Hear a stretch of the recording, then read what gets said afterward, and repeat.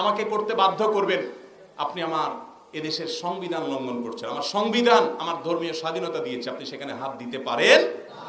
সংস্কৃতির নাম দিয়া আপনি আমাকে ঢোল তবলা আর হারমোনিয়াম বাজাতে বাধ্য করবেন, এটা যদি করেন তাহলে আপনি এদেশের সংবিধানকে লঙ্ঘন করেছেন। আমার সংবিধান বলে আমার ধর্ম পালন করার রাইট এবং অধিকার আমার আছে, সেটা বাসায়ও, সেটা শিক্ষা প্রতিষ্ঠানে। কদিন আগে একটা ছবি বেশ ছড়িয়ে পড়েছে সোশ্যাল মিডিয়াতে। মালয়েশিয়ার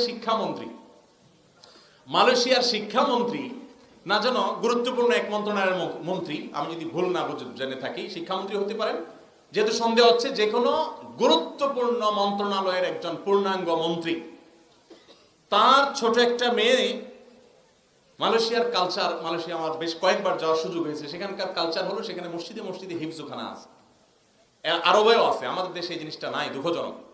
আমাদের শুধুমাত্র মক্তব আছে, হিফজখানা শুধু